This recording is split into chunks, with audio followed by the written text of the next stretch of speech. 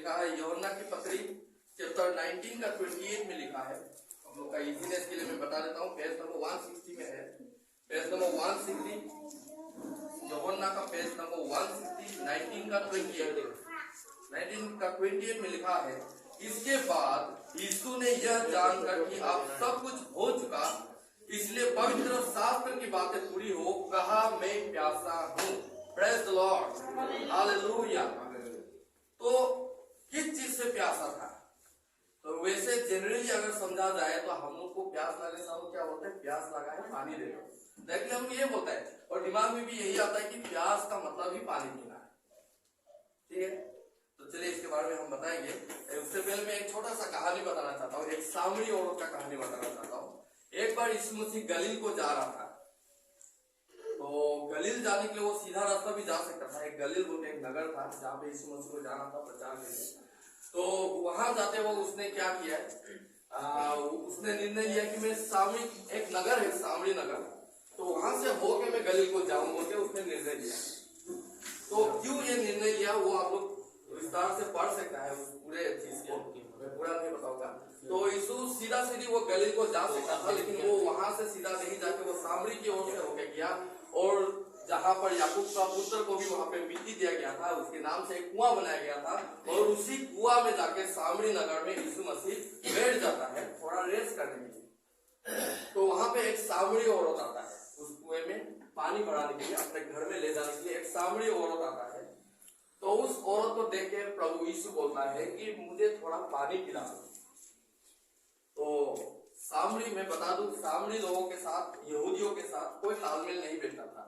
उन लोग एक दूसरे से ना खाता पीता था, ना मस्ती करता था, ना उनके नगर में यहूदी लोग जाता था, उन लोग के साथ कोई व्यवहार नहीं रखता था। तो जब यीशु ने बोला कि मैं थोड़ा पानी पिला दीजिए, मुझे थोड़ा प्यास आ रहा है, तो वो सामरी औरत ने बोला है कि तू तो यहूदी है, तू मुझसे क्यों पानी मांगता है? तो इस पे यीशु ने उत्तर दिया, आप देख सकते हैं यहाँ पे यूहन्ना 4 का 10 में ही लिखा हुआ है, पेज नंबर 134, यूहन्ना 4 का 10 में लिखा हुआ है, जब सामरी औरत ने कहा कि तू यहूदी है और यहूदी लोग हमसे कोई व्यवहार नहीं रखता, हमसे कुछ खाता पीता नहीं है, तो तू मुझसे क्यों पानी मांग रहा है? उसका उत्तर देते हुए यहाँ पे यूहन्ना 4 का 10 पेज नंबर 134 आप पढ़िए। यीशु ने उत्तर दिया, यदि तू परमेश्वर के वरदान को जानती और यो भी जानती कि वो कौन है जो तुझसे कहता है मुझे पानी पिला, तो तू उससे मांगती और वो तुझे जीवन का जल देता। यस, एग्जैक्टली, यहाँ पे लिखा है यदि तू परमेश्वर को जानती और उसकी वरदान को जानती, तो तू मुझसे ये नहीं कहती कि मुझसे क्यों पानी मांग रही हो, लेकिन तू उल्टा मुझसे मांगती, और मैं ही जो जल तुम्हें देने वाला हूं या दूंगा, अगर तुम मुझसे मांगती तो उससे तू लाइफ टाइम कभी भी प्यासा नहीं होगा। क्योंकि हो सकता है यहाँ इस कुएं का पानी पी के वो प्यास बुझ सकता है, फिर प्यास लग सकता है, लेकिन जो जीवन का जल मैं दे सकता हूँ वो किसी के पास नहीं है। यानी ये कहने का मतलब ये है कि यीशु मसीह खुद एक जीवन का जल है, यीशु मसीह खुद मार्ग, सत्य और जीवन है, वही इस दुनिया का उद्धार करता परमेश्वर है, तो उसको कैसे प्यास लग सकता है? खुद जीवन का जल रखने वाला परमेश्वर है ना। तो इसलिए उसने कहा अगर तू जानती कि मैं कौन हूं या परमेश्वर कौन है या उसकी वरदान को तू जानती, तो तू मुझसे उल्टा मांगती, जीवन का जल में देता, ताकि तू आनंद काल तक कभी प्यासा ना हो। तो यही प्यास आगे मैं बताना चाहूंगा। आइए हम समझते हैं इसी प्यास को, इसी मसीह का प्यास को हम समझते हैं। क्योंकि मैं पहले पूछ रहा था कि प्यास को हम क्या समझता है, डायरेक्टली पानी पीना है ना, यही समझ रहा था, लेकिन यीशु मसीह खुद जीवन का जल होते हुए कभी प्यासा नहीं हो सकता है, ये मेरा मानना है ना। इसलिए मैंने, आइए इसको हम आगे से सोचते हैं, इसको देखते हैं कि वो क्या एक्चुअली में क्या प्यासा था वो, ये हम देखने के लिए हम जाएंगे, इसे समझने के लिए भजन संहिता 42 का 2 में जाएंगे हम लोग। भजन संहिता चैप्टर 2 वर्स 2 पेज नंबर 683। ईश्वर, हाँ परमेश्वर का मैं प्यासा हूँ, मैं कब जाकर परमेश्वर को अपना मुंह दिखाऊंगा। Yes, hallelujah. तो यहाँ में यीशु मसीह ने क्या कहा, इतना सुंदर। देखिए मैं पहले एक बार आपको क्लियर करता हूँ, यीशु मसीह जब इस जगत में आया उसका विषय में ऑलरेडी एवरीथिंग पुराने शास्त्र में, पवित्र शास्त्र में लिखा गया है कि वो कैसे आएगा, क्या करेगा, किसको क्या आज्ञा देगा, किसको चेला बनाएगा, कहाँ किली ठोका जाएगा, कैसे उसको मारा जाएगा। Everything was written in the old testament, है ना। तो खास करके इस भजन संहिता में यीशु मसीह के बारे में भी लिखा गया है, उसका पीड़ा के बारे में लिखा गया है। ये भजन संहिता जो है उसको भी मैं बताता हूँ। भजन संहिता 3 चीजों के लिए फेमस है। एक है शैतान का हार, दूसरा है परमेश्वर का विजय, और तीसरा नंबर में आता है यीशु मसीह का पीड़ा। आप पढ़ लीजिए भजन संहिता को अच्छे से। और मैं जहां तक देखता हूँ सब लोग भजन संहिता को ही प्यार करते हैं उस बुक से। पास्टर लोग भी हो गया, जहां पर भी देखता हूँ मैं भजन संहिता को ज्यादा बोलता है। तो इसलिए मैंने सोचा कि इस भजन संहिता में क्या है, तो यही है बस। तो भजन संहिता में लिखा है, जीवित ईश्वर, हाँ परमेश्वर का मैं प्यासा हूँ, मैं कब जाकर परमेश्वर को अपना मुंह दिखाऊंगा।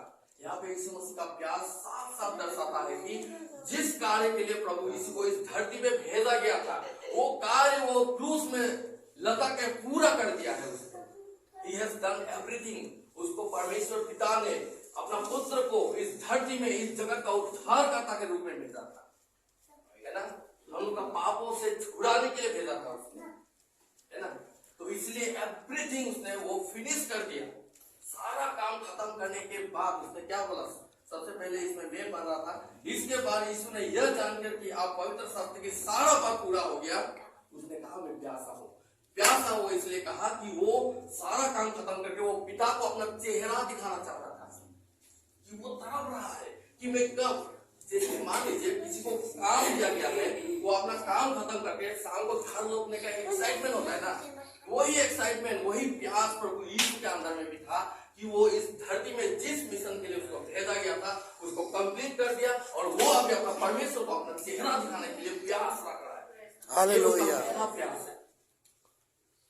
इसको हम और देखने जाएंगे। मत्ती 11 का 28 में पढ़ते हैं, पेज नंबर 18, पेज नंबर 18 में मत्ती 11:28 में देखते हैं, सब परिश्रम करने वालों और बोझ से दबे हुए लोगों, मेरे पास आओ, मैं तुम्हें विश्राम दूंगा। यस, यहाँ में क्या लिखा है, प्रभु यीशु ने खुद कहा है, हे सब परिश्रम करने वालों और बोझ से दबे हुए लोगों, मेरे पास आओ, मैं तुम्हें विश्राम दूंगा। विश्राम और आराम दोनों अलग अलग चीज होता है। आराम का मतलब होता है किसी ने कहीं पे हाजिरा काम किया, कुछ हम लोग काम किया और 5 मिनट रेस्ट लेता है, दैट इज कॉल्ड आराम। लेकिन विश्राम कहा है परमेश्वर ने, बोझ से दबे हुए लोग तुम मेरे पास आओ, मैं तुम्हें विश्राम दूंगा, है ना। विश्राम मतलब परमानेंटली रेस्ट, है ना, परमानेंटली जिसको आराम चाहिए, कभी दुख तकलीफ ना होने के लिए, तो वो बोला यीशु ने मेरे पास आओ, मैं तुम्हें विश्राम दूंगा, आराम नहीं। क्यों ऐसा कहा, तो उसको हम समझने के लिए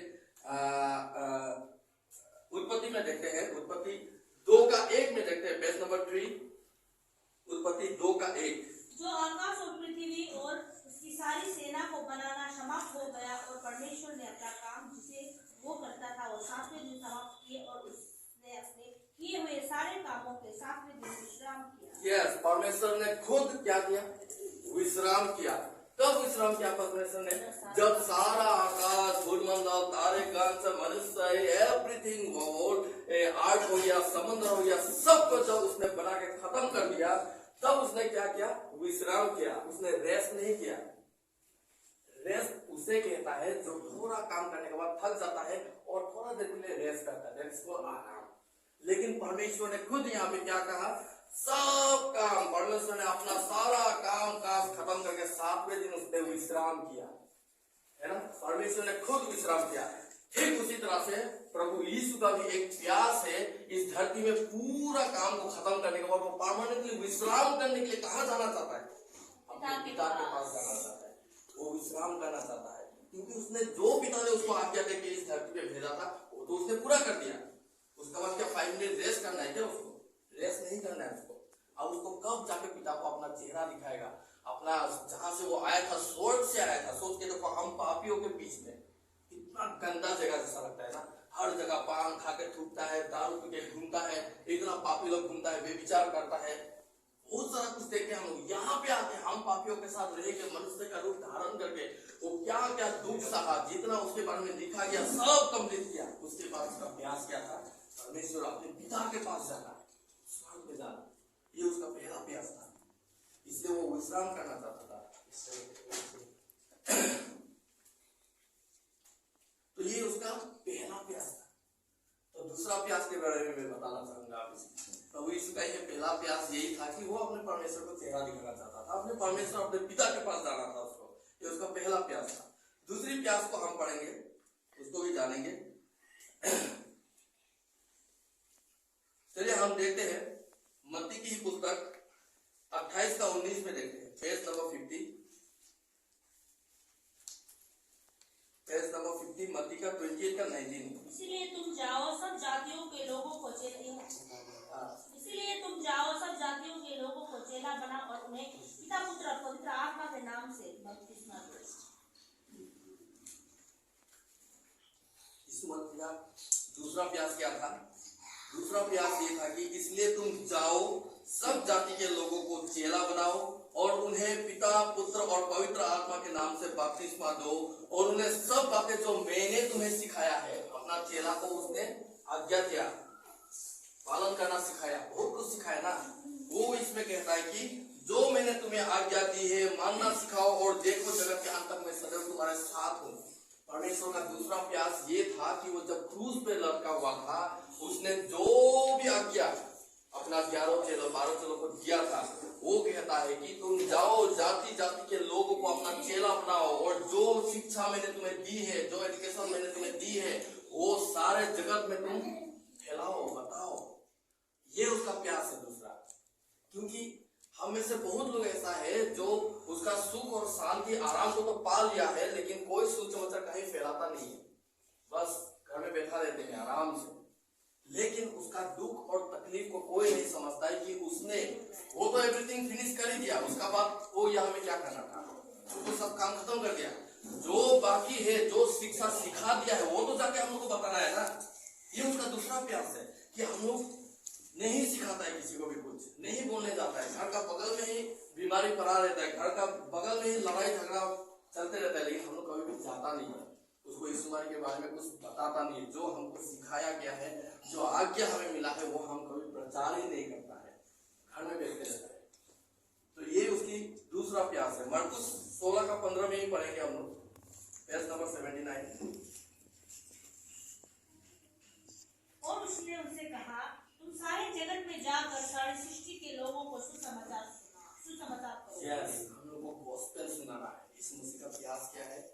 जो आज्ञा हमें दिया है ना, वो यहाँ पे साफ लिख के दिया है।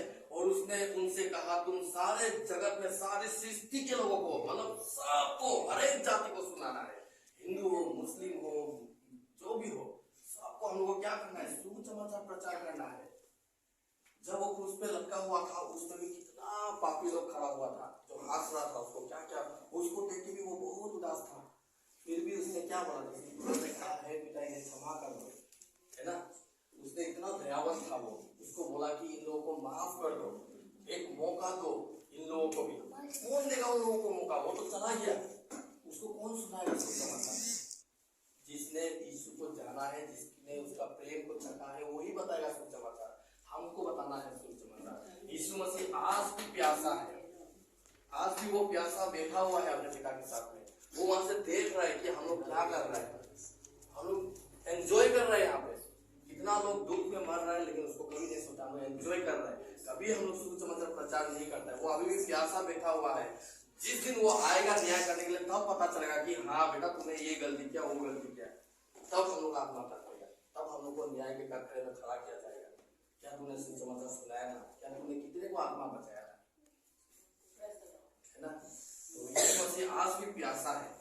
और तीसरे प्यास के बारे में मैं जाना नहीं चाहता हूँ, क्योंकि तीसरा प्यास खुद वो जीवन का जल था, तो मैंने लगता कि वो पानी का प्यासा था। फिर भी हो सकता है वो भी इंसान के रूप में था, वो भी एक इंसान के रूप में इस धरती पे आया, उसको कितना खून बहाया गया, कितना मारा गया, वो डिहाइड्रेटेड था, ये सब बहुत सारा कुछ है।